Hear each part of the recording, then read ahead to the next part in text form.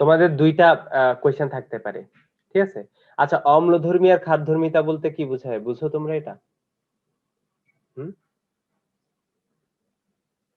যেমন আমরা হ্যালোজেন পড়ছিলাম গ্রুপ 17, কেমন? Group 17, group 17। তো গ্রুপ 17 তে কারা কারা থাকে বলো তো? ফ্লোরিন, ক্লোরিন, ব্রোমিন, আয়োডিন, এরা থাকে। অ্যাস্টাটিনের কথা আমরা বাদ দিয়ে দিলাম, অ্যাস্টাটিন হচ্ছে খুব কম পরিমাণে আছে। ওইটা অ্যাস্টাটিন ল্যাবে বানায়, তাই না? তো খুব কম পরিমাণে আছে, তো অ্যাস্টাটিনকে আমরা হিসাব থেকে বাদ দিয়ে দিলাম। তো হ্যালোজেন গ্রুপে এরা থাকে, এবং এরা প্রত্যেকে হাইড্রোজেনের সাথে কি গঠন করে বলো তো? Hydrogen fluoride, hydrogen chloride, hydrogen bromide, hydrogen iodide, এগুলো গঠন করে না? এই গঠন করে জি না? ভাইয়া। এবং এদেরকে আমরা আদর করে কি ডাকি? হাইড্রোফ্লোরিক অ্যাসিড ডাকি, হাইড্রোক্লোরিক অ্যাসিড ডাকি, হাইড্রোব্রোমিক অ্যাসিড ডাকি, আর কি হাইড্রো আয়োডিক অ্যাসিড ডাকতেছি। এখন এদেরকে যে আমরা অ্যাসিড ডাকতেছি, কেন এদেরকে অ্যাসিড ডাকতেছি বলো তো? হাইড্রোজেন যুক্ত H প্লাস।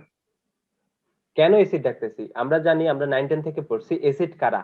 যারা জলীয় দ্রবণে H+ আয়ন দান করে। H+ ion. হ্যাঁ, ভেরি গুড, ভেরি গুড। তো এরা প্রত্যেককেই তুমি যদি পানিতে দাও, তাহলে তারা কি করবে? H+ আয়ন দান করে দিবে। তো এই জন্য আমরা কি করতেছি? এদেরকে আদর করে অ্যাসিড ডাকতেছি না? বলো তো ভাইয়া।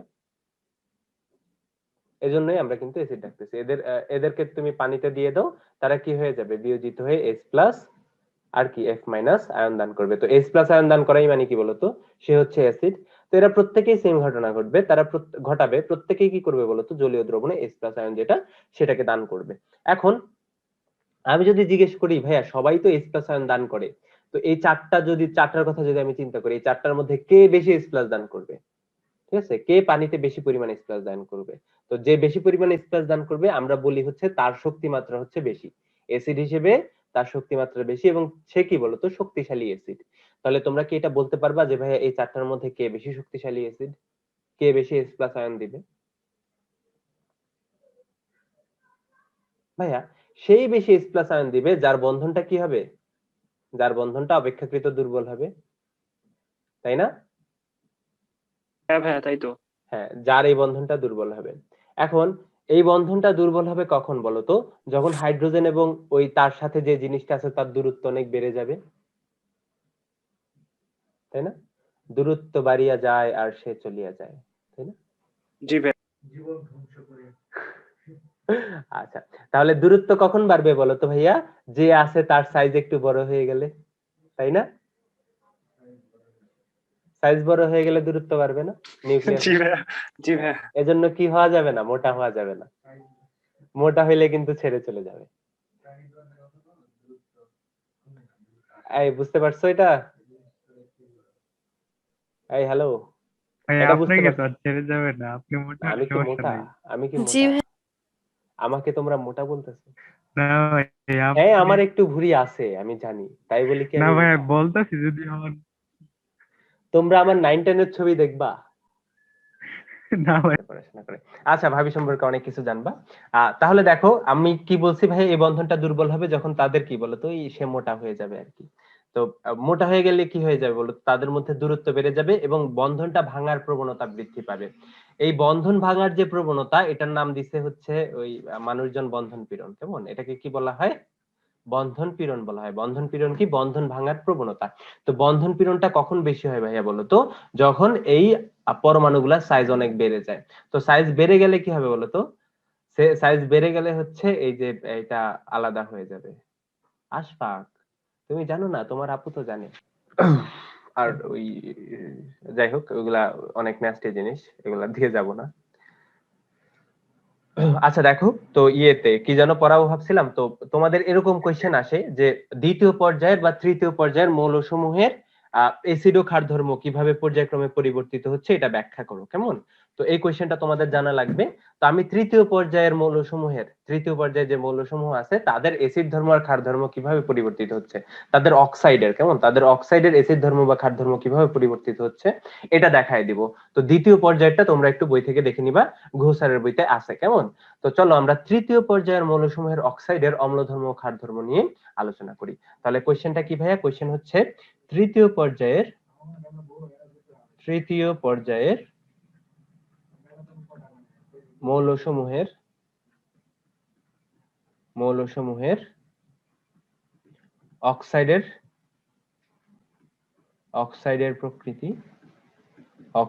প্রকৃতি কিভাবে পরিবর্তিত হয়? প্রকৃতি বলতে এখানে অম্লধর্মী নাকি ক্ষারধর্মী, অ্যাসিডিক নাকি ক্ষারীয়, এটা হচ্ছে নির্ণয় করতে বলছে। কেমন, কিভাবে পরিবর্তিত হয়।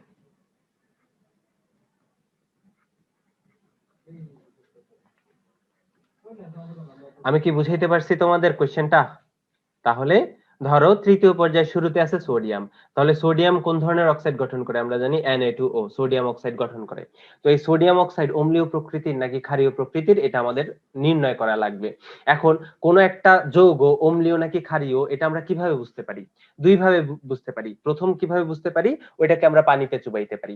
পানিতে যদি চুবাই তাহলে তারা যদি OH মাইনাস আয়ন দান করে তাহলে তারা ক্ষারীয় প্রকৃতির, যদি তারা H প্লাস আয়ন দান করে তাহলে কি বলতো, তারা অম্লীয় প্রকৃতির। আরো একভাবে নির্ণয় করতে পারি, তাদেরকে আমরা কোনো অ্যাসিড বা ক্ষারের সাথে বিক্রিয়া করাই দিতে পারি। যদি তারা অ্যাসিডের সাথে বিক্রিয়া করে অ্যাসিডিক ধর্মকে প্রশমিত করে তাহলে তারা কি বলতো, ক্ষারীয়। যদি তারা ক্ষারের সাথে বিক্রিয়া করে ক্ষারের ধর্মকে প্রশমিত করে তাহলে তারা কি বলতো, অ্যাসিডীয়। এখন বলতো সোডিয়াম অক্সাইড, এক নাম্বার যেটা সোডিয়াম অক্সাইড যে লিখলাম, এটা অম্লীয় প্রকৃতির নাকি ক্ষারীয় প্রকৃতির? সোডিয়াম একটা ধাতু, ঠিক আছে, বলো এটা অম্লীয় প্রকৃতির নাকি ক্ষারীয় প্রকৃতির? এই বলো। এই জানো না সোডিয়াম অক্সাইড অম্লীয় প্রকৃতির নাকি ক্ষারীয় প্রকৃতির? আমরা যখন ক্ষারকের সংজ্ঞা শিখছিলাম তখন কি বলছিলাম, ধাতুর অক্সাইড বা হাইড্রোক্সাইডকে কি বলে? এই কি বলে? তোমরা কি শুনতে পাচ্ছ না নাকি ক্লাসে নাই? Hello hello. ভাই আজকে আর ক্লাস করতে মন যাচ্ছে না। কেন? এই লাস্ট তো, আর আর আর আর এই লাস্ট টপিক। হ্যালো ভাইয়া। হ্যাঁ হ্যাঁ বলো। এই কি হইছে? হ্যাঁ হ্যাঁ কাই বলো। শুনতে পারতেছেন? বুঝি না, হ্যালো। হ্যাঁ আমার আমার মাইক্রোফোনটা সমস্যা করতেছে, বুঝছেন তোমার ভাইয়া? মাইক্রোফোন না হয় সমস্যা করতেছে, বাকিদের কি অবস্থা? রেসপন্স করতেছো না কেন? ভাই আমি অনেকক্ষণ ধরে আপনাকে প্রশ্ন ভাইয়া করতেছি, কি কয় আর কি উত্তর দিতেছে, আপনি শুনতেছেন না। না তোমার কথা আমি শুনতে পাচ্ছি না। আচ্ছা বলো, সোডিয়াম অক্সাইড অম্লীয় প্রকৃতির নাকি ক্ষারীয় প্রকৃতির? এই নাসিতা টাসিতা তোমরা কই? নাসিতা লাবিবা তোমরা কই? আচ্ছা এরা সবাই ক্ষারীয়। হ্যাঁ ক্ষারীয় প্রকৃতির। নাসিতা ওরা মনে হয় এক আইডিতে ঢুকছে এবার নাকি, কে জানে। জি ভাই একসাথে। একসাথে ঢুকছে। আচ্ছা যাই হোক, তো এটা হচ্ছে ক্ষারীয় প্রকৃতির। কেন ক্ষারীয় প্রকৃতির? একে যদি তুমি পানির মধ্যে চুপাও তাহলে কি করবে, তারা হাইড্রোক্সাইড গঠন করবে, সোডিয়াম হাইড্রোক্সাইড গঠন করবে, তাই না? তার মানে কি, তারা জলীয় দ্রবণে OH মাইনাস আয়ন সেটা দিচ্ছে। এদের যদি তোমরা অ্যাসিডের সাথে বিক্রিয়া করাও তাও কি হবে বলতো, তারা অ্যাসিডিটিকে প্রশমিত করবে। যেমন এই যে NO2O কে যদি তুমি HCl এর সাথে বিক্রিয়া করাও তাহলে কি উৎপন্ন করবে বলতো, তোমার লবণ, এই যে 2NaCl প্লাস কি বলতো, পানি উৎপন্ন করবে। ঠিক আছে, তারপরে কি আছে বলতো, ম্যাগনেসিয়াম আছে। তাহলে ম্যাগনেসিয়াম কি রকম যৌগ গঠন করে বলতো? ম্যাগনেসিয়াম অক্সিজেনের সাথে যুক্ত হয়ে ম্যাগনেসিয়াম অক্সাইড গঠন করে। তো ম্যাগনেসিয়াম অক্সাইড অম্লীয় প্রকৃতির নাকি ক্ষারীয় প্রকৃতির? এটাও ভাইয়া ক্ষারীয় প্রকৃতির। এটাও কি বলতো, ক্ষারীয় প্রকৃতির। একে যদি তোমরা পানিতে দাও তাহলে সে কি করবে বলতো, ম্যাগনেসিয়াম হাইড্রোক্সাইড গঠন করবে। আবার একে যদি তোমরা কি করো, অ্যাসিডের সাথে বিক্রিয়া করাও তাহলে সে কি করবে, অ্যাসিডের অ্যাসিডিটিকে হ্রাস করবে, অ্যাসিডকে প্রশমিত করে দিবে। এই যে ম্যাগনেসিয়াম ক্লোরাইড প্লাস কি বলতো, পানি। তাহলে এই যে সোডিয়াম অক্সাইড ম্যাগনেসিয়াম অক্সাইড দুইটাই কোন ধরনের বলতো, দুইটাই হচ্ছে অম্লীয়। এবার অ্যালুমিনিয়ামের সাথে তুমি চিন্তা করো, তাহলে অ্যালুমিনিয়াম কি বলতো, অ্যালুমিনিয়াম অক্সিজেনের সাথে অ্যালুমিনিয়াম অক্সাইড গঠন করে, যাকে আমরা অ্যালুমিনা নামেও চিনি। তো এইটা ভাইয়া অম্লীয় প্রকৃতির নাকি ক্ষারীয় প্রকৃতির বলতো ভাইয়া? এই বলো, এটা অম্লীয় প্রকৃতির নাকি ক্ষারীয় প্রকৃতির? ক্ষারীয়। উভধর্মী কে বলছো? এটা উভধর্মী। কেমন তো মনে হইতে পারে ক্ষারীয়। কেন ক্ষারীয় ভাইয়া?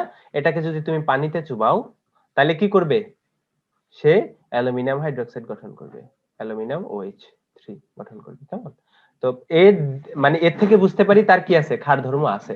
ভাইয়া একটা যৌগের ক্ষার ধর্ম আছে এর মানে তার অ্যাসিডিক ধর্ম আছে, এটা কিন্তু আমরা মানে অ্যাসিডিক ধর্ম নাই এটা আমরা বলতে পারি না। একটা যৌগ ওই অম্লধর্মী নাকি ক্ষারধর্মী এটা কমপ্লিটলি ডিপেন্ড করে তার বিক্রিয়ার উপরে, সে কোন ধরনের বিক্রিয়া দিচ্ছে। ঠিক আছে, কোন ধরনের বিক্রিয়া দিচ্ছে। তো উপরের যে দুইটা যৌগ আছে, সোডিয়াম অক্সাইড আর ম্যাগনেসিয়াম অক্সাইড, এরা শুধুমাত্র অম্লের বিক্রিয়াগুলা দেয়, ক্ষারের বিক্রিয়াগুলা হচ্ছে দেয় না। মানে এরা শুধুমাত্র ক্ষারের বিক্রিয়াগুলা দেয়, অম্লের বিক্রিয়াগুলো হচ্ছে দেয় না। যেহেতু তারা ক্ষারের বিক্রিয়াগুলা দিচ্ছে, অম্লের বিক্রিয়া দিচ্ছে না, এজন্য আমরা চোখ বন্ধ করে বলে দিতে পারতেছি কি বলতো ভাইয়া, তারা হচ্ছে ক্ষারধর্মী। কিন্তু এই অ্যালুমিনিয়াম অক্সাইড যেটা, সে কি করে বলতো, অম্লের বিক্রিয়াগুলাও দেয়, আবার কি দেয় বলতো, ক্ষারের বিক্রিয়াগুলাও দেয়। যেহেতু সে অম্ল রূপেও আচরণ করতেছে বা ক্ষারের মতোও আচরণ করতেছে, দুইটার মতোই আচরণ করতেছে, তাই আমরা অ্যালুমিনিয়াম অক্সাইডকে কি বলতে পারি, উভধর্মী বলতে পারি। তাহলে চলো আমরা বিক্রিয়া দেখে ফেলি। তো প্রথমে বিক্রিয়া করাই সাপোজ হাইড্রোক্লোরিক অ্যাসিডের সাথে। তাহলে হাইড্রোক্লোরিক অ্যাসিডের সাথে বিক্রিয়া করে সে কি করবে ভাইয়া, অ্যালুমিনিয়াম ক্লোরাইড আর কি 3 অণু পানি উৎপন্ন করবে।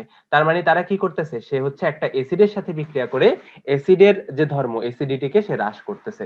তাহলে এই বিক্রিয়ায় সে কি রূপে আচরণ করতেছে বলতো, এই রূপে সে ক্ষারক রূপে আচরণ করতেছে বা ক্ষার রূপে আচরণ করতেছে, তাই না? তাই তো? জি ভাইয়া। হ্যাঁ। তো এই সেম অ্যালুমিনাকে তুমি যদি ভাই একটা ক্ষারের সাথে বিক্রিয়া করাও, সোডিয়াম হাইড্রোক্সাইডের সাথে বিক্রিয়া করাও, তাহলে কি উৎপন্ন হবে জানো? সোডিয়াম অ্যালুমিনেট উৎপন্ন হবে। ঠিক আছে, কি উৎপন্ন হবে বলতো, NaAlO2। এই যৌগটার নাম কি, সোডিয়াম অ্যালুমিনেট। প্লাস কি উৎপন্ন হবে, পানি উৎপন্ন হবে। তো এখানে কয়টা সোডিয়াম হাইড্রোক্সাইড লাগবে, 2টা সোডিয়াম হাইড্রোক্সাইড লাগবে। তাহলে এই সেম অ্যালুমিনাকে তুমি যদি ভাইয়া ক্ষারের সাথে বিক্রিয়া করাও, সে ক্ষারের ধর্মকেও কি করবে, সে প্রশমিত করবে।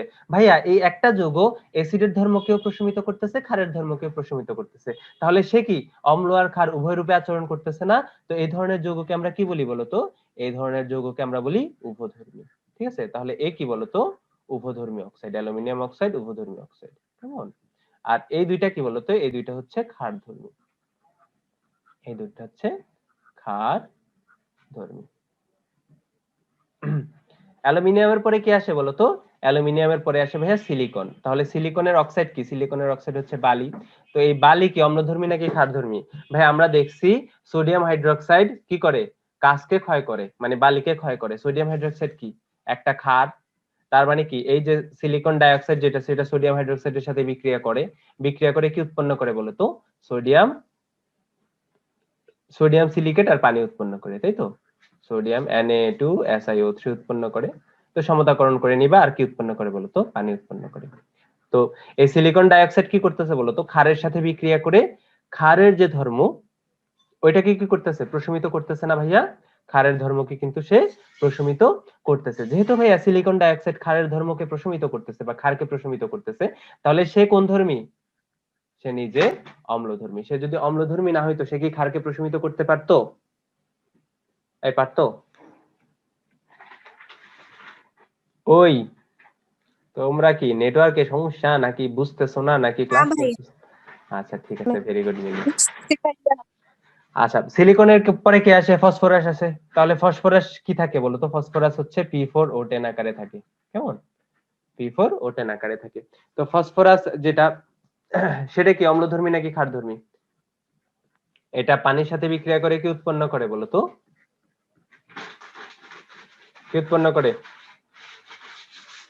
H3PO3 উৎপন্ন করে, H3PO3 উৎপন্ন করে। আবার কি উৎপন্ন করে, H3PO4 উৎপন্ন করতে পারে। কেমন? বিভিন্ন ধরনের অ্যাসিড উৎপন্ন করে, H3PO3 উৎপন্ন করে, H3PO4 উৎপন্ন করে। তো মাঝে মাঝে দেখা যায় HPO2 উৎপন্ন করতেছে। তো এই ধরনের যৌগগুলো উৎপন্ন করে, যার প্রত্যেকটা কি বলতো, প্রত্যেকটাই হচ্ছে অ্যাসিডিক, এবং এরা কি করে বলতো, ক্ষারের সাথেও বিক্রিয়া করে। তো ভাইয়া দেখো, এরা পানিতে হচ্ছে H+ আয়ন দিচ্ছে, মানে অ্যাসিড উৎপন্ন করতেছে, মানে কি বলতো, তারা কিন্তু H+ আয়ন দিচ্ছে পানিতে, জলীয় দ্রবণে। এছাড়াও কি তারা ক্ষারের ধর্মকে প্রশমিত করতেছে। তাহলে এই ফসফরাসের অক্সাইডও কি হবে বলতো, অম্লধর্মী হবে।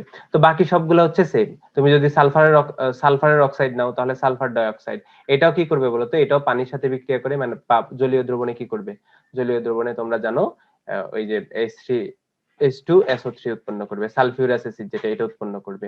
তারপরে তার মানে কি বলতো, এটাও হচ্ছে একটা অ্যাসিড। তারপরে আর কি আছে বলতো, ক্লোরিন অক্সাইড আছে Cl2O7, এটাও কি করবে বলতো, জলীয় দ্রবণে পারক্লোরিক অ্যাসিড উৎপন্ন করবে, HClO4 উৎপন্ন করবে।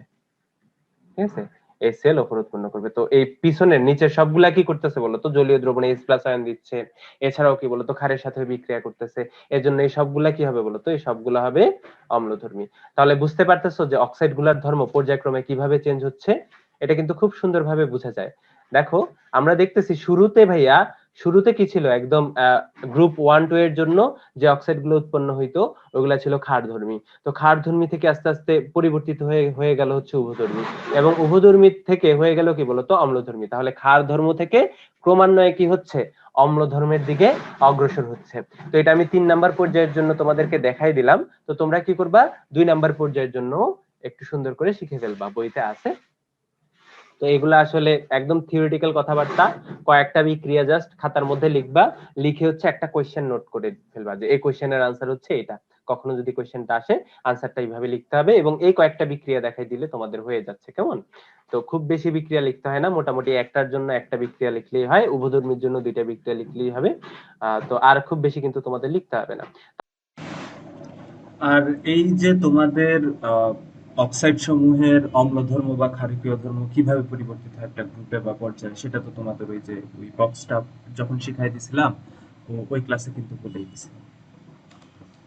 আচ্ছা, লেকচার 15-তে আমরা হাইড্রোজেন বন্ধন নিয়ে আলোচনা করতেছিলাম যে হাইড্রোজেন বন্ধন আসলে কি। হাইড্রোজেন বন্ধন আসলে ডাইপোল ডাইপোল আকর্ষণ বল, যেখানে ধনাত্মক পোলটা সৃষ্টিকারী মৌল হচ্ছে হাইড্রোজেন। তো হাইড্রোজেন কিন্তু অনেক ধরনের, মানে এই হাইড্রোজেন বন্ধন যেটা সেটা কিন্তু অনেকেই সৃষ্টি করে। প্রায় সকল ধরনের জৈব অ্যালকোহল যারা আছে, ইথানল মিথানল, বা জৈব অ্যাসিড যারা আছে, ইথানোয়িক অ্যাসিড ইথানোয়িক অ্যাসিড, এ ধরনের সকল যৌগের মধ্যে কিন্তু আমরা হাইড্রোজেন বন্ধন দেখতে পারি।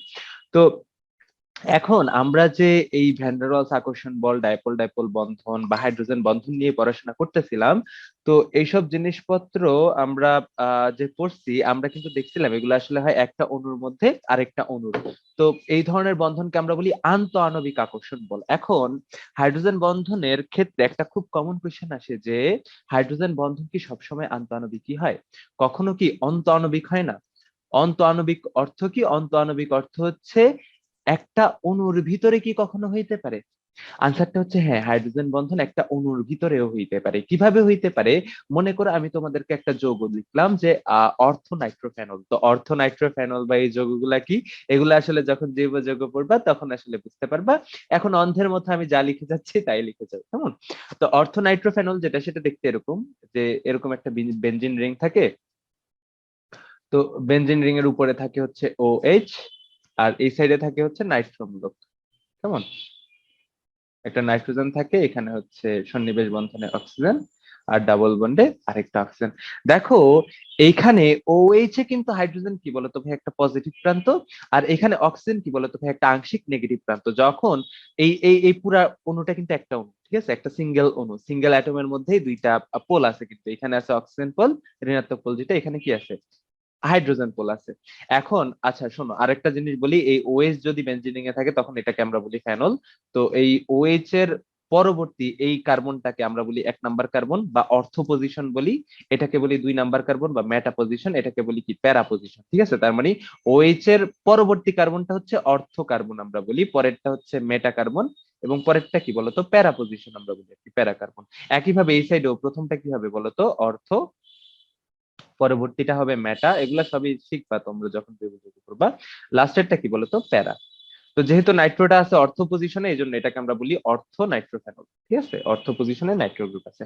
এখন দেখো এখানে কি আছে, ধনাত্মক হাইড্রোজেন আর ঋণাত্মক অক্সিজেন কাছাকাছি আছে, তাদের মধ্যে কি সম্ভব?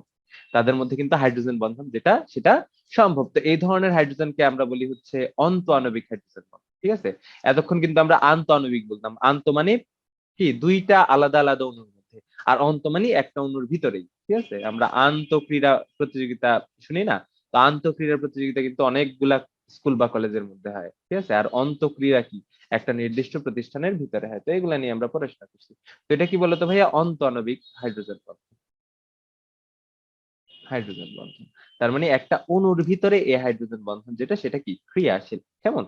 তো এই হচ্ছে আন্তঃআণবিক হাইড্রোজেন বন্ধন। এখন এই পজিশনটা কি, অর্থ পজিশন, যেখানে নাইট্রো বন্ধনটা আছে, নাইট্রো গ্রুপটা আছে আর কি। এখন কখনো যদি এরকম হয় যে না, এই নাইট্রো গ্রুপ যেটা, সেটা অর্থ পজিশনে নাই, আছে হচ্ছে মেটা বা প্যারা পজিশনে, তখন আসলে ঘটনাটা কি ঘটবে? ঠিক আছে? এই যে নাইট্রো গ্রুপ যেটা, সেটা আসলে কি কোথায় নেই, সেটা যদি অর্থ পজিশনে না থাকে, ঠিক আছে, অর্থ পজিশনে যদি না থাকে, মনে করো প্যারা পজিশনে আছে বা মেটা পজিশনে আছে, ঠিক আছে, এখানে মনে করো নাইট্রো গ্রুপটা আছে, কেমন? এখন দেখো তো ভাই, এখানে আংশিক পজিটিভ প্রান্ত আর আংশিক নেগেটিভ প্রান্ত আছে, বাট তাদের মধ্যে আকর্ষণ করার মতো কি কোনো ক্যাপাবিলিটি আছে বলো তো? তারা অনেক দূরে দূরে না? হ্যাঁ, এখানে আংশিক ধনাত্মক প্রান্ত আছে, অনেক দূরে একটা আংশিক ঋণাত্মক প্রান্ত আছে, তো দূরত্ব যদি অনেক বেড়ে যায়, ভালোবাসা কিন্তু আর থাকে না, বন্ধন গঠন কিন্তু আসলে ওইভাবে পসিবল, ঠিক আছে? আহ, মানে ওই ওই অনেক কিছু বলা যায় এখানে, স্বামী বিদেশ স্বামী বিদেশ, এগুলো বলবো না ভাইয়া, ভালো এগুলো নিয়ে ফেজলামি করি না। তো দেখো, তো এখানে ওই যে পজিটিভ, আংশিক পজিটিভ, পজিটিভ এবং আংশিক নেগেটিভ প্রান্ত আছে, কিন্তু তারা আছে কি অনেক দূরে দূরে, তো এই জন্য যেটা হয়, অর্থ নাইট্রোফেনলে অন্ত আণবিক হাইড্রোজেন বন্ধন যেটা, সেটা পসিবল হয়, বাট মেটা বা প্যারানাইট্রোফেনল, ঠিক আছে, মেটা বা প্যারানাইট্রোফেনল যেটা, এদের মধ্যে আমরা কি দেখি না, অন্ত আণবিক হাইড্রোজেন বন্ধন কিন্তু দেখি না। এরকম আরো কিছু উদাহরণ তোমাদের বইতে আছে। তো আমরা এখানে শিখলাম যে হাইড্রোজেন বন্ধন যেটা, সেটা একটা নির্দিষ্ট অণুর মধ্যেও গঠিত হওয়া পসিবল, ঠিক আছে?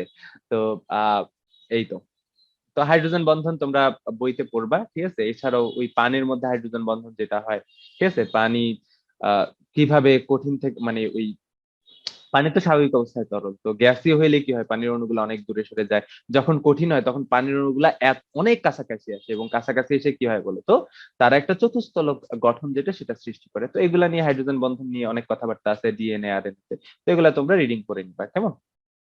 আলোচনা করব কোন একটা অণুর বন্ধন ক্রম নিয়ে। তো বন্ধন ক্রম জিনিসটা মোটামুটি যারা ইন্টার লাইফ পড়াশোনা করেছো ফার্স্ট ইয়ার ভালোভাবে, এটার সাথে সবাই পরিচিত। তো বিগত বছরগুলোতে মাঝে মাঝে অ্যাডমিশন টেস্টে এই কোশ্চেনটা আসতো, বিশেষ করে এরকম কোশ্চেন আসতো যে কার্বন মনোক্সাইডের বন্ধন ক্রম কত, তো এই টাইপের কোশ্চেন আসতো, ঠিক আছে? তো এই বন্ধন ক্রম কিভাবে আমরা খুব সহজে নির্ণয় করতে পারি, সেটার একটা শর্টকাট নিয়ে আমরা এখন আলোচনা করব। তো মনে করো তোমার কাছে কোনো একটা অণু দেওয়া আছে, ঠিক আছে? মনে করো তোমার কাছে কোনো একটা অণু দেওয়া আছে, তো তুমি হিসাব করবা ওই অণুটাতে টোটাল ইলেকট্রন সংখ্যা কত, টোটাল ইলেকট্রন সংখ্যা কত। মনে করো কার্বন মনোক্সাইড যেটা, এটাতে টোটাল ইলেকট্রন সংখ্যা কয়টা বলো তো ভাইয়া? কার্বনে হচ্ছে 6টা, অক্সিজেন হচ্ছে কয়টা? 8টা, তাহলে এখানে ইলেকট্রন সংখ্যা হচ্ছে টোটাল 14টা। তো এই ইলেকট্রন সংখ্যা হিসেব করলেই তুমি খুব সহজেই বুঝে যাবা তার বন্ধন ক্রম কত। এজন্য আমার সাথে সাথে একটা চার্ট লিখে ফেলো, ঠিক আছে? একটা চার্ট লিখে ফেলো। তো লিখে ফেলো 14, ঠিক আছে? 14, তো 14 থেকে 15, তারপরে 16, তারপরে 17, তারপরে 18, তারপরে 19 এবং সবার শেষ হচ্ছে 20।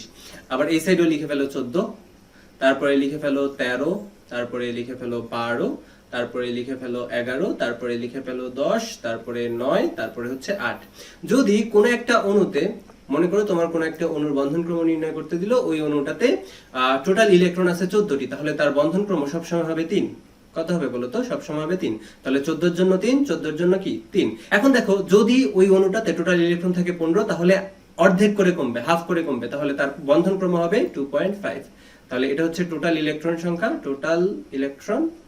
আর এটা কি বলতো ভাই? বন্ড অর্ডার, ঠিক আছে? বন্ড অর্ডার বা বন্ধন ক্রম। তাহলে টোটাল ইলেকট্রন, বন্ড অর্ডার। তাহলে যদি 16 হয় তাহলে আরো হাফ কমবে, তাহলে হয়ে যাবে 2.0। তারপরে 17 হইলে আরো হাফ কমবে, তাহলে 1.5। যদি 18 হয় তাহলে আরো হাফ কমবে, তাহলে 1.0। যদি 19 হয় আরো হাফ কমবে, 0.5। যদি 20 হয় তাহলে কি হবে? আরো হাফ কমবে, তাহলে বন্ড অর্ডার হয়ে যাবে কত? 0। আবার দেখো একই ভাবে 14 এর জন্য 3, যদি 13 হয় হাফ করে কমবে, ঠিক আছে? হাফ করে কমবে, তাহলে 13 এর জন্য হবে 2.5, 12 এর জন্য হবে কত? 2.0, 11 এর জন্য কি বলতো ভাইয়া? 11 এর জন্য হবে 1.5, 10 এর জন্য হবে 1.0, 9 এর জন্য কত? 0.5, 8 এর জন্য কি বলতো ভাইয়া? 0। ঠিক আছে? তাহলে এভাবে আমরা কোন একটা অণু দিয়ে যদি তোমাকে জিজ্ঞেস করা হয় যে এটার বন্ধন ক্রম কত, তাহলে তুমি খুব সহজেই বের করে ফেলতে পারবা যে তার বন্ড অর্ডারটা কত। ঠিক আছে? খুব সহজেই বের করে ফেলতে পারবা। যদি ওই অণুটাতে 14টা ইলেকট্রন হয় টোটাল, তাহলে বন্ধন ক্রম হবে 3। তার থেকে এক এক করে যদি বাড়ে তাহলে হাফ হাফ করে কমবে, বা এক এক করে যদি কমে সেক্ষেত্রেও কি হবে বলতো? বন্ধন ক্রম যেটা সেটা হাফ হাফ করে কমবে। এখন যে শর্টকাটটা দেখাইছি, এই শর্টকাটে দেখো তুমি 8টা থেকে 20টা ইলেকট্রন বিশিষ্ট অণুর কি বন্ধন ক্রম বের করতে পারবা। এর থেকে যদি বেশি হয় বা কম হয় তাহলে এই শর্টকাটটা অ্যাপ্লিকেবল না। সেক্ষেত্রে তোমাদের বন্ধন ক্রমের যে সূত্রটা আছে ওই সূত্রটাই অ্যাপ্লাই করা লাগবে। তো বন্ড অর্ডারের সূত্রটা কি ছিল বলতো? বন্ড অর্ডারের সূত্রটা ছিল ভাইয়া NB - NA ডিভাইড বাই কি বলতো ভাইয়া 2, যেখানে এনবি কাকে রিপ্রেজেন্ট করে, এনবি রিপ্রেজেন্ট করে হচ্ছে বন্ডিং ইলেকট্রনকে, এনএ রিপ্রেজেন্ট করে হচ্ছে অ্যান্টি বন্ডিং ইলেকট্রনকে, এবং 2 কি 2 হচ্ছে একটা সংখ্যা। তাহলে বন্ডিং ইলেকট্রন থেকে আমরা যদি অ্যান্টি বন্ডিং ইলেকট্রন বাদ দিয়ে তাকে যদি 2 দিয়ে ভাগ করে ফেলি তাহলে কি হবে, তাহলে আমরা ওই অণুটার বন্ধন ক্রম পেয়ে যাব। এজন্য তোমাদের যে জিনিসটা জানা লাগবে সেটা হচ্ছে আণবিক অরবিটালের ইলেকট্রন বিন্যাস, ঠিক আছে, কোন একটা অণুর ইলেকট্রন বিন্যাস যেটা সেটা তোমাদের জানা লাগবে। তো চলো আমরা যে শর্টকাটটা শিখেছি ওই শর্টকাট থেকে কিছু প্রবলেম সলভ করি। এখন দেখো, মনে করো কার্বন মনোক্সাইড একটা অণু তোমাকে দিয়ে দিল। এখন দেখো তো কার্বন মনোক্সাইডের টোটাল ইলেকট্রন আছে কয়টা, কার্বনে 6টা, অক্সিজেনে 8টা, তাহলে 14টা। তাহলে কার্বন মনোক্সাইডের বন্ধন ক্রম কত হবে বলো তো, কার্বন মনোক্সাইডের বন্ধন ক্রম হবে 3। আবার দেখো, মনে করো NO যে অণুটা, এই অণুটার বন্ড অর্ডার তোমাকে বের করতে দিল, কেমন। এখন দেখো তো NO যে অণুটা, এখানে টোটাল ইলেকট্রন কয়টা আছে, নাইট্রোজেনে আছে 7টা, অক্সিজেনে আছে কয়টা, 8টা, 7 আর 8 কত হয়, 15 হয়। তাহলে 15 এর জন্য বন্ড অর্ডার কত হবে বলো তো, 14 এর জন্য 3, 15 এর জন্য কি হাফ কমবে, তাহলে বন্ড অর্ডার হবে কত, 2.5। আবার এরকম থাকতে পারে, মনে করো তোমার কাছে এরকম একটা অণু আছে NO মাইনাস, কেমন। তো NO মাইনাস যে অণুটা, ঠিক আছে, এটাতে টোটাল ইলেকট্রন কয়টা সেটা তুমি বের করবা। দেখো তো কয়টা আছে, নাইট্রোজেনে আছে 7টা, অক্সিজেনে আছে কয়টা, 8টা, 7 আর 8 কত হয়, 15। আবার দেখো তো মাইনাসের জন্য আরো একটা ইলেকট্রন আসে, তাহলে 15 এর সাথে 1 যোগ করলে কত হবে, 16। তাহলে এই যে অণুটা, এটাতে ইলেকট্রন সংখ্যা আছে 16। তাহলে 16 এর জন্য বন্ড অর্ডার কত হবে বলো তো, 16 এর জন্য বন্ড অর্ডার হবে এই যে 14 এর জন্য 3, 15 এর জন্য কত, হাফ কমবে 2.5, আর 16 এর জন্য কত হবে বলো তো ভাইয়া, বন্ড অর্ডার হবে 2। খুব ইজি। আচ্ছা, এবার দেখো তো 20 এর উপরের দিকে যাব না, 20 এর ছোটর দিকে যেগুলো আছে, মনে করো তোমার কাছে 8টার কম ইলেকট্রন আছে। এটার জন্য তোমার কোন একটা অণুর ইলেকট্রন বিন্যাস জানা লাগবে। তো অণুর ইলেকট্রন বিন্যাস যেটা, সেটা আসলে খুবই সোজা। তোমরা যখন পরমাণুর ইলেকট্রন বিন্যাস করেছো তখন তোমরা 1s, তারপরে 2s 2p, তারপর 3s 3p 3d এভাবে করে করে উপরের দিকে গিয়েছো। তো আণবিক অরবিটালের যখন ইলেকট্রন বিন্যাস করবা তখন আণবিক অরবিটাল সম্পর্কে তোমাদের একটু জানা লাগবে। তো আণবিক অরবিটালের শক্তিক্রমগুলো হচ্ছে এরকম, এই যে sigma 1s, sigma 1s star, ঠিক আছে, সিগমা স্টার 1s, তারপরে সিগমা 2s, তারপরে হচ্ছে সিগমা স্টার 2s। তো এভাবে করে যাইতে থাকে। তো আপাতত এই 4টাই মনে রাখো, কেমন। এর চেয়ে কঠিন যদি আসে সেক্ষেত্রে তোমরা কষ্ট করে একটু সিরিয়ালটা মনে রাখবা যে আণবিক অরবিটাল গুলার শক্তির ক্রম কি কি। তো আমরা আপাতত 4টা জানবো, কারণ যদি এই 4টা অরবিটাল জানি তাহলে 1 থেকে 8 পর্যন্ত ইলেকট্রন যদি থাকে কোনো একটা পরমাণুতে, সেক্ষেত্রে তার বন্ধন ক্রম কি হবে সেটা আমরা খুব সহজেই বের করে ফেলতে পারবো। এখন মনে করো তোমাকে একটা অণু দেওয়া আছে এরকম, ঠিক আছে, তোমাকে একটা অণু দেওয়া আছে এরকম, মনে করো লিথিয়াম 2+, কেমন। তো বলছে যে এই লিথিয়াম 2+ যেটা, এটার বন্ধন ক্রম কত বের করো। এখন তুমি দেখবা লিথিয়াম 2+ যেটা, এটাতে ইলেকট্রন সংখ্যা কত। আমরা জানি লিথিয়ামের পারমাণবিক সংখ্যা হচ্ছে 3, তাহলে 2টা লিথিয়ামের জন্য টোটাল ইলেকট্রন সংখ্যা থাকবে 6। আবার দেখো এটা পজিটিভ চার্জ, একটা পজিটিভ চার্জ মানে কি বলতো ভাই, এটাতে টোটাল ইলেকট্রন আছে 5টা, ঠিক আছে, এটাতে টোটাল ইলেকট্রন আছে কয়টা, 5টা। তাহলে লিথিয়াম 2+ যেটা, এটাতে ইলেকট্রন কয়টা আছে, 5টা ইলেকট্রন আছে। তাহলে এটার ইলেকট্রন বিন্যাস আমরা কিভাবে করব, আমরা জানি এই যে অরবিটাল গুলার ক্রম হচ্ছে সিগমা 1s, তারপরে কি সিগমা স্টার 1s, তারপর হচ্ছে sigma 2s, sigma star 2s, ঠিক আছে। এখন দেখো প্রত্যেকটা অরবিটালে 2টা করে ইলেকট্রন প্রবেশ করাবো, তাহলে এখানে 2টা যাবে, তারপরে যাবে আরো 2টা, তাহলে 4টা হলো, তারপরে কি যাবে আরো একটা। এখন দেখো ভাইয়া, যে সকল ইলেকট্রন মানে যে সকল অরবিটালের উপরে, এখন দেখো যে সকল অরবিটালের উপরে স্টার নেই সেই অরবিটাল গুলাকে বলা হয় বন্ডিং অরবিটাল, এবং সেই অরবিটালে যে ইলেকট্রন গুলো থাকে সেগুলোকে বলা হয় বন্ডিং ইলেকট্রন। যেমন এখানে দেখো সিগমা 1s আর সিগমা 2s যেটা, এটার উপরে স্টার নেই, তাহলে এরা কি হবে, বন্ডিং অরবিটাল হবে, এবং এখানে যে ইলেকট্রন গুলো থাকবে সেগুলো হবে কি বলতো ভাই, বন্ডিং ইলেকট্রন। তাহলে সিগমা 1s আর সিগমা 2s এর টোটাল ইলেকট্রন কয়টা আছে, 2, আর এক কয়টা, 3টা। তাহলে এখানে NB যেটা, এটার মান কত হবে, 3, কারণ কি বন্ডিং ইলেকট্রন টোটাল 3টা আছে, এজন্য কি হবে, NB এর মান হবে 3। আবার দেখো যেগুলোর উপরে, যে অরবিটাল গুলোর উপরে স্টার আছে সেগুলোকে বলা হয় অ্যান্টি বন্ডিং অরবিটাল, এবং অ্যান্টি বন্ডিং অরবিটালে যে ইলেকট্রন গুলো থাকে সেগুলোকে বলা হয় কি, সেগুলোকে বলা হয় অ্যান্টি বন্ডিং ইলেকট্রন। তো bonding orbital, anti bonding orbital এগুলা নিয়ে অনেক মজার আছে। তোমাদের মলিকিউলার অরবিটাল থিওরি নামে একটা থিওরি আছে, যেটা মূলত সমযোজী বন্ধনকে ব্যাখ্যা করার জন্য আছে। তো সংকরণের পরে এই জিনিসটা তোমাদের পূর্ববর্তী বই ছিল, যখন অনেক পুরান বই ছিল, নতুন বইতে এটা তুলে দিছে, বাট মাঝে মাঝে বন্ধন ক্রম আসে, এই জন্য শর্টকাটটা তোমরা শিখে নাও, কেমন।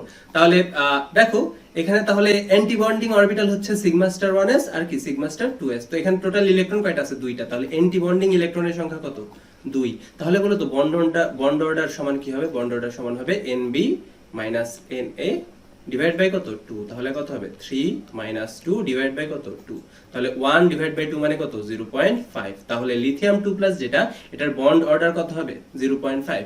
তো আরো একটা জিনিস জেনে রাখো, যদি কোনো একটা অণুতে বন্ড অর্ডার হয় 0 তাহলে ওই অণু গঠন করা সম্ভব না, ঠিক আছে, ওই অণু গঠিত হওয়া কি পসিবল না। আবার যে অণুর বন্ড অর্ডার যত বেশি সেই অণুর স্থায়িত্ব তত বেশি, এই জিনিসটা মাথায় রাখবা। আচ্ছা, এখন আমরা অক্সো অ্যাসিডের নামকরণ নিয়ে পড়াশোনা করব। তো অক্সো অ্যাসিডের নামকরণের শুরুতেই আমাদের প্রথমেই জানতে হবে অক্সো অ্যাসিড জিনিসটা কি। তো অক্সো অ্যাসিড নরমাল একটা অ্যাসিডের মতোই অ্যাসিড, যে আসলে কি করে জলীয় দ্রবণে H+ আয়ন দান করে। তবে এখানে একটা কথা আছে, ঠিক আছে, আমরা জানি যে হাইড্রোসিড গুলা ছিল সেখানে কি থাকে, একটা H থাকে, তার সাথে কি ছিল বলতো, একটা ক্লোরিন বা এই টাইপের কিছু একটা ছিল, এগুলাকে আমরা হাইড্রোসিড বলতাম।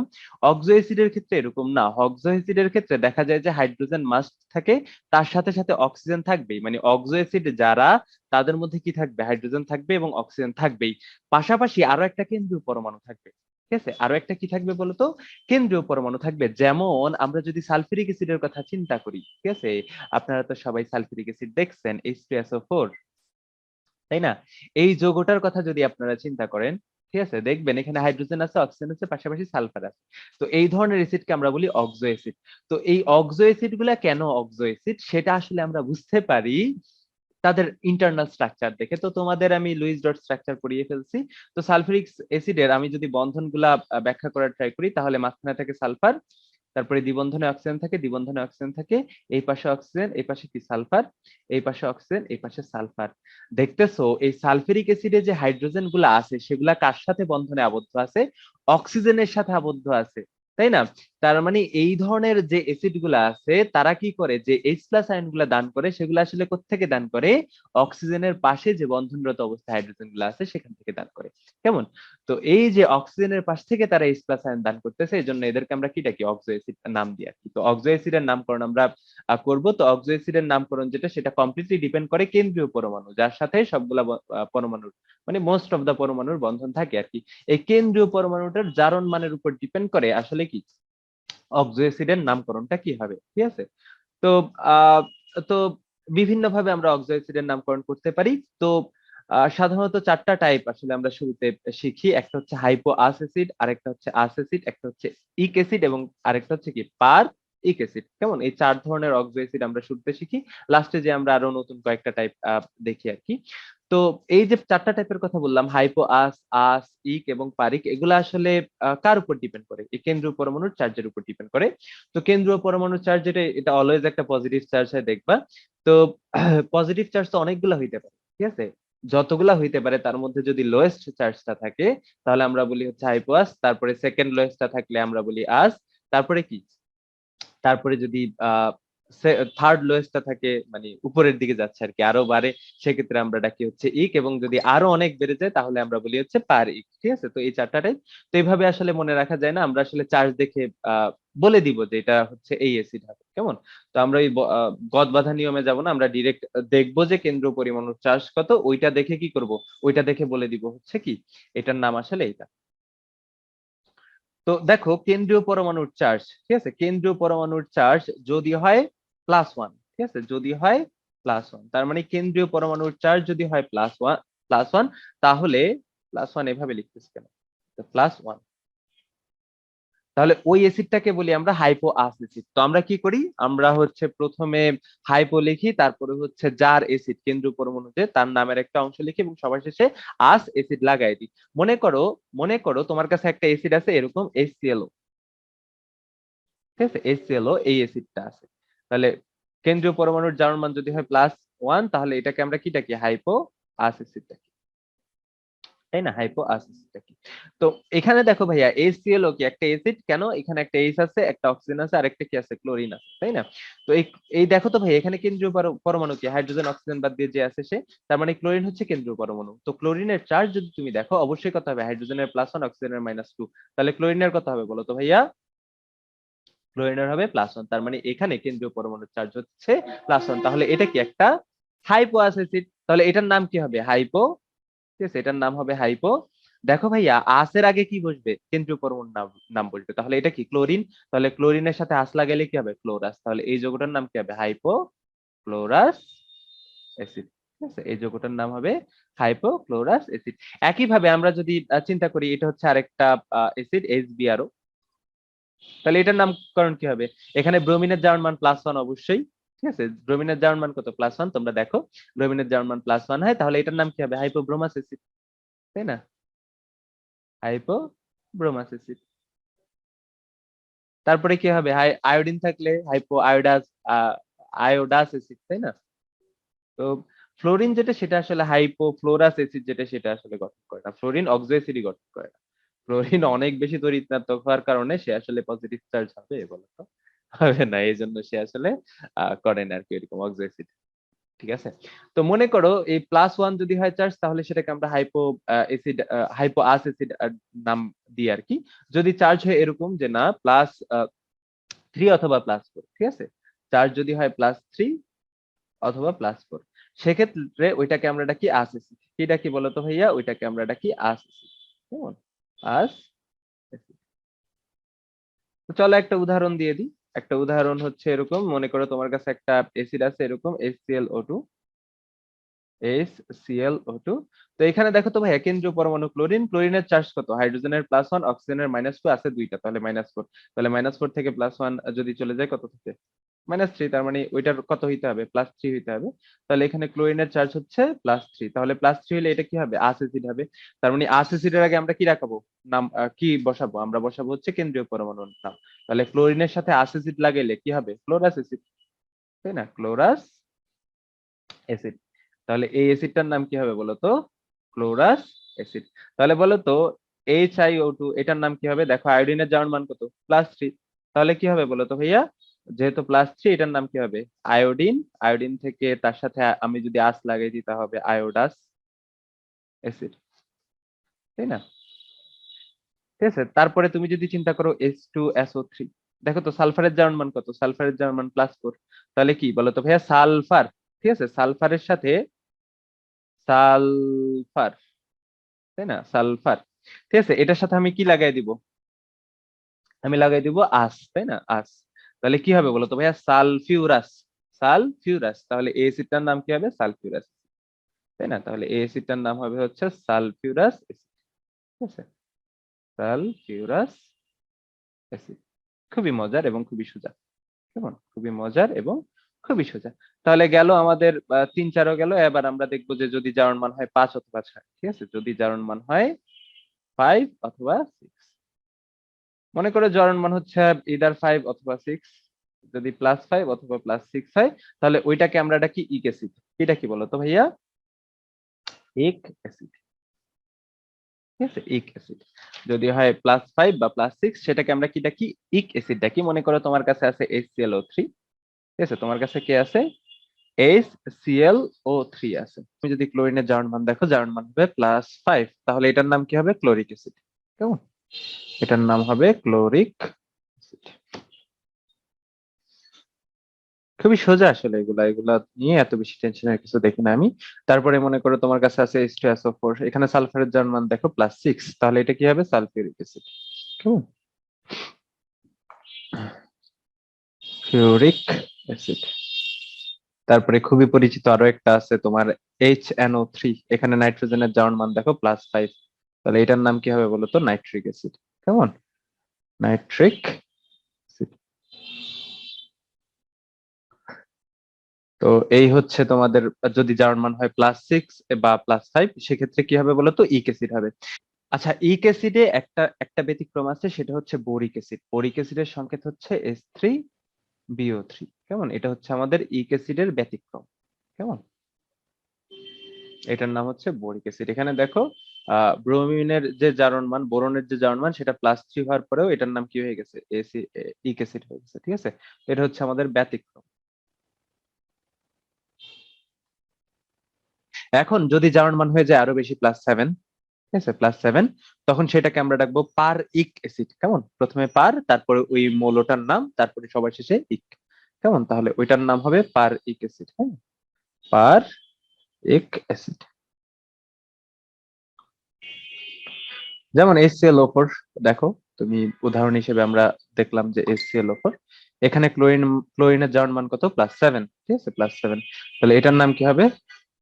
পারক্লোরিক অ্যাসিড, ঠিক আছে, এটার নাম হবে পারক্লোরিক অ্যাসিড। তারপরে তোমার H2, তারপরে কি S2O8, ঠিক আছে, এখানে সালফারের জার্মান মান দেখো +7, তাহলে এটা কি হবে পার সালফিউরিক অ্যাসিড, পার সালফিউরিক অ্যাসিড।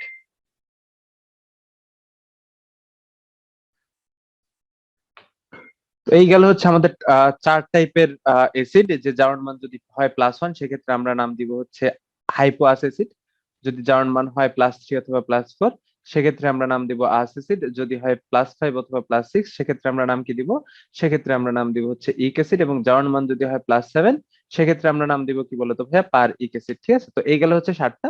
এছাড়াও তোমাদের কিছু ব্যতিক্রম আছে, ব্যতিক্রম বলতে ব্যতিক্রম আসলে এরকম ব্যতিক্রম না, মনে করো তোমার কাছে একটা ইক অ্যাসিড আছে, করো কিছু হচ্ছে ব্যতিক্রম ধর্মী অ্যাসিড আছে। তো এই অ্যাসিড গুলো আসলে ওই আগের যে অ্যাসিড গুলো আছে সেগুলারই আহ আর কি জাতক বলতে পারি। মনে করো তোমার কাছে এরকম একটা অ্যাসিড আছে H3PO4, তাহলে নিঃসন্দেহে দেখো ফসফরাসের জার্মান মান হবে +5, তাহলে এটার নাম হবে ফসফরিক অ্যাসিড, তাই না? এটার নাম কি হবে? অবশ্যই ফসফরিক অ্যাসিড হবে। দেখো তো এই ফসফরিক অ্যাসিড থেকে যদি আমাদের 1 অণু পানি বিয়োজিত হয়ে যায়, ঠিক আছে, 1 অণু পানি যদি বিয়োজিত হয়ে যায় তাহলে কমবে কি, 2টা হাইড্রোজেন কমবে আর একটা অক্সিজেন কমবে, তাহলে কি উৎপন্ন হয়? HPO3 উৎপন্ন হয় না?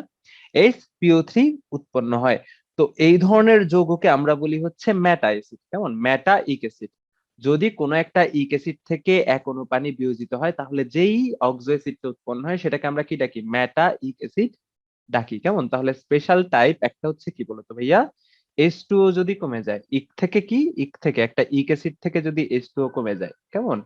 ইক অ্যাসিড অপেক্ষা ইক অ্যাসিড থেকে H2O কমলে, H2O কমলে, যেমন এটা কি একটা ফসফরিক অ্যাসিড, এখান থেকে 2টা হাইড্রোজেন অক্সিজেন কমে গেলে তোমার SPO3 নামে একটা অ্যাসিড উৎপন্ন হয়।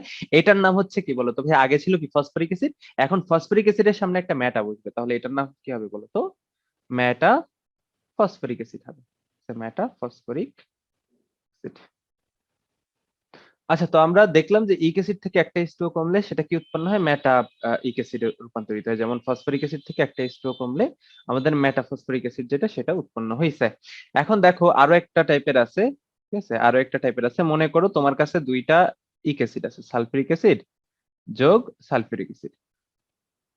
দেখো তো আলটিমেটলি কি উৎপন্ন হওয়ার কথা এই ক্ষেত্রে?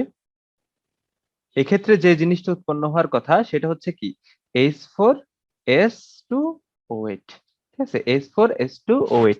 তো 2টা ইক অ্যাসিড যুক্ত হয়ে যে যৌগটা উৎপন্ন হবে সেটা থেকে যদি একটা H2O বিয়োজিত হয়, ঠিক আছে, 2টা ইক অ্যাসিড যুক্ত হয়ে যেই অ্যাসিডটা উৎপন্ন হবে সেটা থেকে যদি 2টা হাইড্রোজেন আর একটা অক্সিজেন কমে যায় তাহলে যেই জিনিসটা উৎপন্ন হবে, কি উৎপন্ন হবে এক্ষেত্রে? H2S2O7। তো এটাকে আমরা ডাকবো হচ্ছে পাইরোইক অ্যাসিড, কেমন? তাহলে এটার নাম কি হবে? আগে ছিল সালফিউরিক অ্যাসিড, এখন অ্যাড হবে কি বলতো ভাইয়া, পাইরো, তাহলে এটার নাম হবে পাইরো সালফিউরিক অ্যাসিড, ঠিক আছে, সালফিউরিক অ্যাসিড।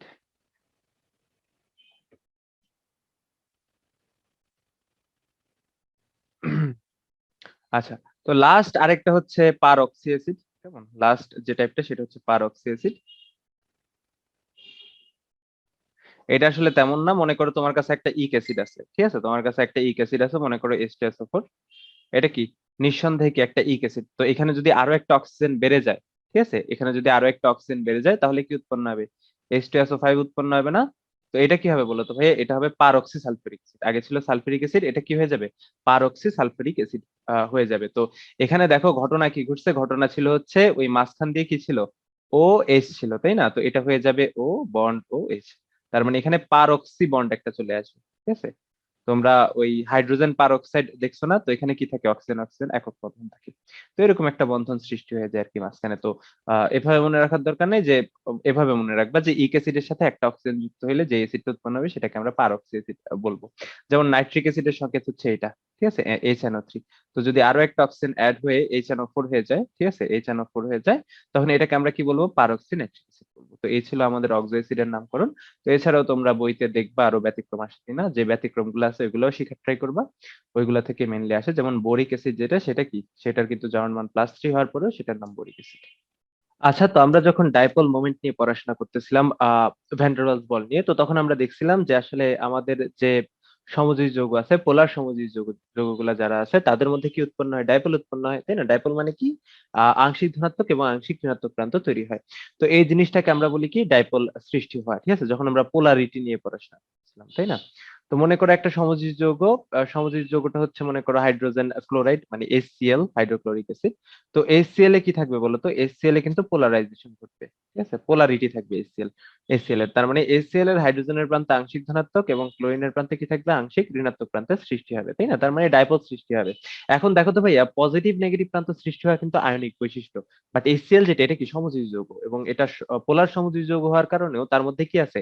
আয়নিক বৈশিষ্ট্য যেটা, সেটা আছে, মানে পজিটিভ নেগেটিভ প্রান্ত সৃষ্টি হওয়ার যে বৈশিষ্ট্যটা। তো এখন একটা জিনিস কান খুলে শুনে রাখো, আমাদের কোনো যৌগই আসলে আয়নিক না, কোনো যৌগই সমযোজী না, ঠিক আছে? প্রত্যেকটা যৌগে কিছু পরিমাণ আয়নিক বৈশিষ্ট্য আছে, প্রত্যেকটা যৌগেই কি আছে? কিছু পরিমাণ সমযোজী বৈশিষ্ট্য আছে। বিষয়টা খুবই ইন্টারেস্টিং একটা বিষয়। যেমন তুমি দেখতেছো HCl একটা সমযোজী যৌগ, বাট তাতে কি আছে? একটু আয়নিক বৈশিষ্ট্য কিন্তু আছে। এরকম প্রত্যেকটা যৌগের ক্ষেত্রে এরকম হালকা পাতলা কিন্তু আয়নিক বৈশিষ্ট্য বা সমযোজী বৈশিষ্ট্য থেকে থাকে। এখন আলটিমেটলি তোমার যেখানে দেখো আংশিক ধনাত্মক বা আংশিক ঋণাত্মক প্রান্ত সৃষ্টি হলো, আমরা বলতে পারি না যে ভাইয়া দুইটা মেরু সৃষ্টি হয়েছে, একটা হচ্ছে ধনাত্মক মেরু আর একটা হচ্ছে ঋণাত্মক মেরু। তো মেরুর ইংলিশ হচ্ছে পোল এবং ডাই মানে দুই। তার মানে দুইটা মেরু সৃষ্টি হওয়ার ঘটনাকে আমরা কি বলবো? ডাইপোল বলবো, ঠিক আছে? তার মানে এখানে কি উৎপন্ন হয়েছে? ডাইপোল উৎপন্ন হয়েছে। তো ডাইপোল থেকে এক লাফে ডাইপোল মোমেন্টে চলে গেল। তাহলে ডাইপোল মোমেন্ট কি? দেখো ভাইয়া, এই যে ডাইপোলের প্রত্যেকটা পোলে একটা নির্দিষ্ট পরিমাণ চার্জ জমা হয়েছে না? যেমন একটা ইলেকট্রনের জন্য জমাকৃত চার্জ কত বলতো? -1.6 ইন্টু 10⁻19 কুলম্ব, বা -4.8 ইন্টু কি 10⁻10 ESU, তাই না? এই পরিমাণ চার্জ জমা হয়েছে। তো আমাদের সিজিএস এককে এটা কত চার্জ হচ্ছে? ESU এককে, তাই না? এবং দূরত্ব হচ্ছে সেন্টিমিটারে। তো আমরা সিজিএস পদ্ধতিতে একটু মাপঝোপ করব, কেমন? কারণ আমরা কিন্তু যখন সেকেন্ড পেপারে পড়ে আসছিলাম ওই জিনিসপত্রগুলো সিজিএস এককে মাপতে একটু স্বাচ্ছন্দ্য বোধ করছিলাম, যদিও আমরা আবার এসএ পদ্ধতিতে মাপছি। তো যাই হোক, আমরা একটু সিজিএস পদ্ধতিতে যদি মাপি, তাহলে এখানে কিন্তু যখন একটা ইলেকট্রন এই সাইডে আসলে, একটা পজিটিভ চার্জ ওই সাইডে গেল, তার মানে প্রত্যেকটা প্রান্তে কত চার্জের সৃষ্টি হয়েছে? 4.8 ইন্টু 10⁻10 ESU চার্জ সৃষ্টি হয়েছে। এবং দুইটা চার্জ উৎপন্ন হয়েছে, এক পাশে ধনাত্মক এবং এক পাশে ঋণাত্মক। তাদের মধ্যে কি থাকবে বলতো? একটা দূরত্ব থাকবে না? অবশ্যই একটা দূরত্ব থাকবে। তো এই দূরত্বকে আমরা ডি দিয়ে প্রকাশ করলে, এবং এখানে উৎপন্ন হওয়া চার্জকে যদি আমরা ই দিয়ে প্রকাশ করি, সবসময় কিন্তু একটা ইলেকট্রন থাকবে না, ঠিক আছে? তো আমরা যদি দূরত্বটাকে ডি দিয়ে প্রকাশ করি এবং এই যে চার্জটাকে, যেই চার্জটা দুই পাশে উৎপন্ন হয়েছে, একটা পজিটিভ একটা নেগেটিভ, এই ই দিয়ে প্রকাশ করি, তাহলে ই এবং ডি এর কি পাবো? আমরা একটা গুণফল পাবো না? তার মানে ডাইপোলের দুই মেরুতে উৎপন্ন হওয়া চার্জ, এবং চার্জ দ্বয়ের মধ্যবর্তী দূরত্বকে যদি আমরা গুণ করি, তাহলে যে গুণফলটা পাবো তাকেই আমরা বলবো ডাইপোল। তাকে আমরা কি বলবো বলতো ভাইয়া? ওই ডাইপোলের dipole moment, dipole moment, dipole moment. তার মানে ডাইপোল মোমেন্ট কি? ডাইপোল মোমেন্ট হচ্ছে কোন একটা ডাইপোলের দুই প্রান্তে উৎপন্ন হওয়া চার্জ এবং এই চার্জ দ্বয়ের মধ্যবর্তী দূরত্বের কি? গুণফল, ঠিক আছে? তাহলে এই দুইটা গুণ গুণ করলে আমরা কি পাবো? ডাইপোল মোমেন্ট পাবো। তো আমরা ধরে নিই, দেখতেছই যে ভাই, যেহেতু একটা ইলেকট্রন এই সাইডে এবং একটা মানে পজিটিভ চার্জ এই সাইডে, তার মানে এখানে জমাকৃত চার্জ কত? 4.8 ইন্টু 10⁻10। তো আমরা ধরে নিলাম যে এই যে বন্ধন দূরত্বটা, এই যে মানে এখান থেকে এস থেকে সিএল পর্যন্ত যে দূরত্ব, এটা বন্ধন দূরত্ব দিয়ে আমরা যদি একটু চিন্তা করি, ওই বন্ধন দূরত্বটা যদি হয় মনে করো 1.27 অ্যাংস্ট্রম, তাহলে আমাদের ডাইপোল মোমেন্টটা কত হবে? আমরা সিজিএস পদ্ধতিতে নিয়ে গেলে আমরা কি এটা অবশ্যই সেন্টিমিটারে নিয়ে যাব। তো 1 অ্যাংস্ট্রম সমান 10⁻10 মিটার, তার মানে কি 10⁻8 সেন্টিমিটার, তাই না? 10⁻8 সেন্টিমিটার। তাহলে এটা কত হবে? 1.27 ইন্টু 10⁻8 সেন্টিমিটার। তাহলে ই এর মান যদি আমরা বসাই, তাহলে কত হবে? 4.8 ইন্টু 10⁻10 ESU, এবং দূরত্ব যদি আমরা বসাই দিই, তাহলে 1.27 ইন্টু 10⁻8। একক কি হবে? একক হবে ESU ইন্টু কত? সেন্টিমিটার, তাই না? তো এটা যদি আমরা গুণ করি, গুণ করলে আমরা পাবো এরকম একটা জিনিস, 6.096 ইন্টু 10⁻8 ESU সেন্টিমিটার, ঠিক আছে? 18, ঠিক আছে? 18। এখন একটা সুন্দর জিনিসপত্র আসবে, দেখো এখানে একটা নতুন একটা একক আমরা ডাইপোল মোমেন্ট যখন নিয়ে আলোচনা করি, তো ডাইপোল মোমেন্টের একটা নতুন একক আমরা ইউজ করি, যেই এককটাকে বলা হয় হচ্ছে দে বাই। ঠিক আছে? এই যে দে বাই, এটা দে বাই না, এটা হচ্ছে ডিবাই। কেমন? ডিবাই, তো দে বাই, তো ডি বাই একক দিয়ে আসলে আমরা এটাকে রিপ্লেস করি, যেটার প্রকাশ করার জন্য আমরা আসলে ডি ইউজ করি, ওই ডায়াপ্টারের মতো ডি। তো ডি বাই হচ্ছে একটা একক, নতুন একক। তো 1 ডি বাই সমান ধরা হয় tan inverse 18 ESU centimetre cube. ঠিক আছে, তাহলে 10 টু দি পাওয়ার -18 ইএসইউ সেন্টিমিটারকে আমরা কি বলতে পারি? 1 ডি বাই বলতে পারি। তাহলে বলো তো ভাইয়া এখানে কি আছে? 6.096, তার সাথে কি tan inverse 18 ESU ESU into centimetre আছে, তাহলে এটাকে আমরা কি বলতে পারি? 6.096 ডি বাই বলতে পারি না? অবশ্যই বলতে পারি। তাহলে এই যে এখানে আমরা একটা দেখলাম যে এখানে চার্জ কত, চার্জ হচ্ছে জমাকৃত চার্জ হচ্ছে 4.8 ইনটু tan ইনভার্স 10 ইএসইউ এবং বন্ধন দূরত্ব হচ্ছে 1.27 অ্যাংস্ট্রম। তাহলে এই ধরনের ডাইপোলের জন্য আমাদের যে ডাইপোল মোমেন্ট সেটা কত পাইলাম আমরা? 6.096 ডি বাই পেলাম। কেমন? তো এই ধরনের আমাদের ক্যালকুলেশন। এখন বলো তো ভাইয়া HCl যদি কখনো সম্পূর্ণরূপে আয়নিক হয়ে যায় তখন আসলে কি হয়ে যাবে? এই ডাইপোল দুইটা আলাদা হয়ে যাবে না এরকম, যে একটা পজিটিভ আয়ন একটা নেগেটিভ আয়ন এরকম কিন্তু হয়ে যাবে, তাই না? এটা হচ্ছে কি সম্পূর্ণ আয়নিত অবস্থায়। এখন বলো তো ভাইয়া যখন তারা ডাইপোল আকারে থাকে, মানে সমযোজী ডাইপোল আকারে থাকে, তখন তাদের মধ্যকার যে দূরত্বটা সেটা বেশি হয়, নাকি যখন আয়নিত অবস্থায় থাকে তখন এই দুইটা চার্জের মধ্যে দূরত্ব বেশি হয়? অবশ্যই যখন তারা দুইটা চার্জে ডিভাইড থাকে, আলাদা হয়ে যায়, তখন দুইটা চার্জের মধ্যবর্তী দূরত্ব কিন্তু বেশি থাকে, তাই না? যখন তারা সম্পূর্ণরূপে আয়নিক হয়ে যায়। তো চলো আমরা এখন এই যে একটা সমযোজী যৌগ পাইলাম, এই সমযোজী যৌগে আয়নিক বৈশিষ্ট্য কতটুকু সেটা নিয়ে আমরা একটু আলোচনা করি, কেমন? তো টাইটেল দিয়ে দাও, পোলার বন্ধনে আয়নিক চরিত্রের শতকরা পরিমাণ। তাহলে পোলার বন্ধনে আয়নিক চরিত্রের, পোলার বন্ধনে আয়নিক চরিত্র, আয়নিক চরিত্র। দেখো দেখো, মনে করো আমরা HCl নিলাম, ঠিক আছে? মনে করো আমরা HCl নিলাম। যখন HCl সমযোজী ডাইপোল আকারে থাকে, ঠিক আছে, এই সাইডে পজিটিভ এই সাইডে নেগেটিভ, তখন তার আমরা একটা কি পাবো? ডাইপোল মোমেন্ট পাবো না? যেটা কি পরীক্ষালব্ধ ডাইপোল মোমেন্ট, তাই না? পরীক্ষালব্ধ ডাইপোল মোমেন্ট মানে যখন সে সমযোজী অবস্থায় থাকে আর কি, পরীক্ষালব্ধ ডাইপোল মোমেন্ট। এটাকে আমরা ওই সমযোজীর জন্য আমি এটাকে মিউসি দিয়ে প্রকাশ করলাম। মিউসি কি? যখন সে সমযোজী অবস্থায় থাকে, ডাইপোল আকারে থাকে, পরীক্ষালব্ধ মান, ঠিক আছে, এক্সপেরিমেন্টাল ভ্যালু। তাহলে আমি ইএক্সপি দিয়ে দিলাম, যে আসলে মিউ ইএক্সপি, এক্সপেরিমেন্টাল মিউ এর ভ্যালু। তাহলে HCl যখন ডাইপোল আকারে থাকে তখন তাদের একটা কি পাবো? এক্সপেরিমেন্টাল মিউ এর মান পাবো।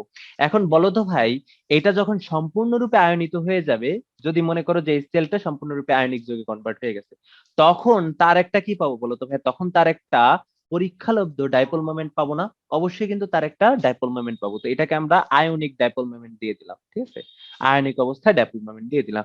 তাহলে প্রথমে আমরা কি পেলাম? আমরা মিউ এক্সপি পেলাম, যেটা রিপ্রেজেন্ট করে পরীক্ষালব্ধ ডাইপোল মোমেন্টের মান। HCl স্বাভাবিক অবস্থায় যেরকম থাকে সেরকম অবস্থায় ডাইপোল মোমেন্ট কত। আর লাস্টে আমরা কি বের করলাম? যদি সে সম্পূর্ণরূপে আয়নিক হয়ে যাইতো তাহলে তার ডাইপোল মোমেন্টটা কত হইলো, ঠিক আছে? ডাইপোল মোমেন্টটা কত হইলো? অবশ্যই আয়নিক অবস্থায় ডাইপোল মোমেন্টের মান বেশি হয়ে যেত, কারণ দূরত্ব বেড়ে যেত, তাই না? অবশ্যই কি আয়নিক অবস্থায় ডাইপোল মোমেন্ট অবশ্যই বেড়ে যেত। তাহলে তোমার পরীক্ষালব্ধ ডাইপোল মোমেন্টের মান আয়নিক অবস্থায় ডাইপোল মোমেন্টের শতকরা যত ভাগ, সেটাকেই আমরা বলি ভাইয়া ওই পোলার বন্ধনের আয়নিক চরিত্র তত ভাগ। তো আমরা ধরে নিই যে ভাইয়া HCl এর পরীক্ষালব্ধ ডাইপোল মোমেন্টের মান হচ্ছে 1.03 এবং আয়নিক অবস্থায় যখন কনভার্ট হয়ে যায় তখন ডাইপোল মোমেন্টের মান হচ্ছে 6.096। কেমন? তাহলে বলো তো ভাইয়া, তার যে আয়নিক চরিত্র তার শতকরা পরিমাণ কত হবে? তাহলে আয়নিক চরিত্রের শতকরা পরিমাণ, আয়নিক চরিত্রের শতকরা পরিমাণ হবে ভাইয়া এই যে এক্সপেরিমেন্টালি প্রাপ্ত বা মিউ এক্সপি ডিভাইড বাই কি বলতো ভাইয়া? তার আয়নিক অবস্থায় মিউ আয়নিক ইনটু কত বলতো ভাইয়া? 100%, ঠিক আছে, 100%। তার মানে আয়নিক অবস্থায় তার ডাইপোল মোমেন্টের কত ভাগ হচ্ছে কি বলতো ভাই? শতকরা কত ভাগ হচ্ছে কি তোমার এই পরীক্ষালব্ধ ডাইপোল মোমেন্টের, ঠিক আছে? তো 6.093 এর মধ্যে 1.03, তাহলে একে কত, 100তে কত, তাহলে এরকম একটা সমীকরণ তুমি পাবা। তাহলে মিউ এক্সপি কত বলতো ভাইয়া? 1.03, আয়নিক চরিত্র মানে আয়নিক অবস্থায় ডাইপোল মোমেন্টের মান 6.096 ইনটু কত? 100%। তাহলে কত পাবো বলতো ভাইয়া? পাবো হচ্ছে 16.89%। তার মানে তোমার যদি এই ইনফরমেশন গুলো সঠিক থাকে তাহলে HCl বন্ধনে তোমার আয়নিক চরিত্র কত? HCl যৌগটার আয়নিক চরিত্র হচ্ছে 16.89% এবং এটার সমযোজী বৈশিষ্ট্য কত পার্সেন্ট, বা এটার কত পার্সেন্ট হচ্ছে সমযোজী যৌগ? এটার বলতে পারি কত, 100 থেকে 16.89 যদি আমি বিয়োগ করি তাহলে আসবে 83.11%, তাই না? এরকম আর কি। ঠিক আছে, নিয়ে কথাবার্তা তো আমরা আরো দেখি। ঠিক আছে, ওই আয়নিক বন্ধনের শতকরা পরিমাণ নির্ণয়। তো এইচএফ অণুর বন্ধন দূরত্ব হচ্ছে 0.92 অ্যাংস্ট্রম, ডাইপোল মোমেন্টের মান হচ্ছে 2d। ঠিক আছে, 2d হলে আয়নিক চরিত্রের শতকরা পরিমাণ কত? ঠিক আছে, এটা হচ্ছে তোমাদের ম্যাথ, যে ভাইয়া তোমার এইচএফ এর মান কত, 0.92, মানে বন্ধন দূরত্ব যেটা, তাহলে বন্ধন দূরত্বকে আমরা ডি দিয়ে প্রকাশ করছি, ডি হচ্ছে 0.92 অ্যাংস্ট্রম। তাহলে এটা সমান কত লিখতে পারি, 0.92 ইন্টু 10⁻8 সেন্টিমিটার। এবং ডাইপোল মোমেন্টের মান, ডাইপোল মোমেন্টের মান বলতে আসলে কোন ডাইপোল মোমেন্টের মান বলছে, পরীক্ষালব্ধ। ঠিক আছে, তার মানে পরীক্ষালব্ধ ডাইপোল মোমেন্টের মান মিউ ইএক্সপি সমান কত বলতো ভাইয়া, 2d বাই। ঠিক আছে, তাহলে বলতো ভাইয়া আমরা যদি চিন্তা করি তাহলে মানে তার আয়নিক অবস্থায়, ঠিক আছে, আয়নিক অবস্থায় ডাইপোল মোমেন্ট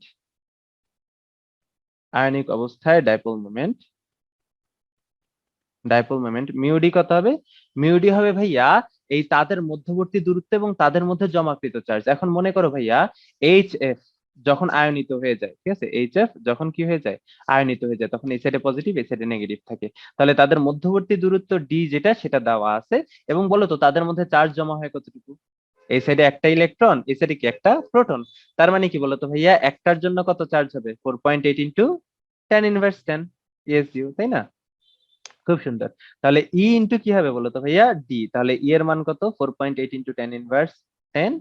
আর ডি এর মান কত হবে, ডি এর মান হবে এই যে সেন্টিমিটার এককে 0.92 ইন্টু 10⁻8 সেন্টিমিটার। ঠিক আছে, তাহলে গুণ করলে কত হবে, গুণ করলে তোমার গুণফল যেটা হবে সেটা হচ্ছে 4.416। হিসাব ক্যালকুলেশন তুমি নিজে করে নিবে, আমারটা ভুল হইতে পারে। একক কি হবে, ইন্টু 10⁻18 ইএসইউ সেন্টিমিটার।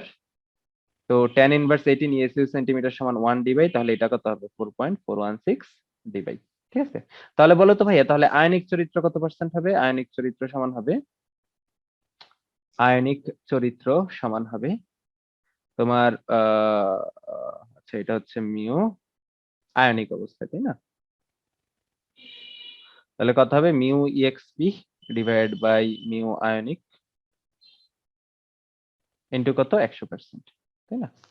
তাহলে ইএক্সপি কত, 2, আয়নিক অবস্থায় 4.416 ইন্টু কত, 100%।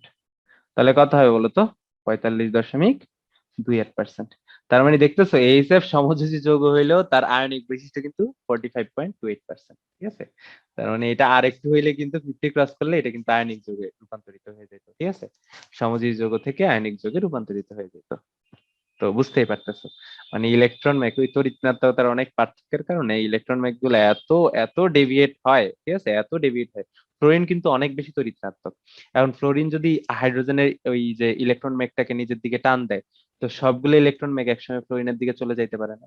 তো যখন চলে যাবে তখনই কিন্তু যৌগটা আয়নিক হয়ে যাবে। তো ওই অনেক তড়িৎ ঋণাত্মকতার কারণে ইলেকট্রন মেঘের যে ডেভিয়েশনটা সেটা কিন্তু অনেক বেশি হয়, এই জন্য আয়নিক চরিত্র কিন্তু অনেক বেড়ে যায়। তো ডাইপোল মোমেন্ট বের করার জন্য হান্নে এবং স্মিথ, ঠিক আছে, ডাইপোল মোমেন্ট না সরি, তোমার ওই সমযোজী যৌগের আয়নিক বৈশিষ্ট্য বের করার জন্য হান্নে এবং স্মিথ আরো একটা বৈশিষ্ট্য মানে আরো একটা সূত্র আবিষ্কার করছে। ঠিক আছে, কি করছে বলতো, আরো একটা সূত্র আবিষ্কার করছে। তো সূত্রটা হচ্ছে এরকম, মনে করো তোমার কাছে কি আছে, এ আর বি এরকম একটা সমযোজী যৌগ আছে যাদের মধ্যে বন্ধন এরকম আর কি। এ আর বি, এ বি হচ্ছে একটা সমযোজী যৌগ যার এ এবং বি এর মধ্যে কি আছে, সমযোজী বন্ধন আছে। তাহলে এই বন্ধনটার আয়নিক চরিত্রের শতকরা পরিমাণ, ঠিক আছে, আয়নিক চরিত্র মানে এই সমযোজী বন্ধনের আয়নিক বন্ধনের পরিমাণ বা আয়নিক চরিত্রের পরিমাণ, শতকরা পরিমাণ অবশ্যই, আয়নিক বন্ধনের পরিমাণ হবে মানে তারা কি করছে জানো, হার্নেস এন্ড স্মিথ, তারা আসলে যেটা করছে এই এ এবং বি এর তড়িৎ ঋণাত্মকতা দিয়ে পরিমাপ করে ফেলছে। মনে করো এ এর যে তড়িৎ ঋণাত্মকতা সেটা হচ্ছে এক্স এ, বি এর যে তড়িৎ ঋণাত্মকতা সেটা কি এক্স বি। তাহলে আয়নিক বন্ধনের পরিমাণ, এই সমযোজী বন্ধনটার আয়নিক বন্ধনের পরিমাণ বা সমযোজী যৌগটার আয়নিক চরিত্রের পরিমাণ, শতকরা পরিমাণ ইজ ইকুয়াল টু হবে ভাইয়া 16, ঠিক আছে, into X A minus X B plus 3.5 into X A minus X B whole square. এগুলা কিভাবে আসছে, কেন আসছে, এগুলা কিচ্ছু মনে রাখার দরকার নেই, এগুলা জাস্ট সূত্রটা মনে রাখতে হবে। কেমন? তাহলে 16 ইন্টু কি এ এর তড়িৎ ঋণাত্মকতা মাইনাস বি এর তড়িৎ ঋণাত্মকতা প্লাস কি 3.5 ইন্টু এ এর তড়িৎ ঋণাত্মকতা মাইনাস কি বি এর তড়িৎ ঋণাত্মকতা, ঠিক আছে? অবশ্যই।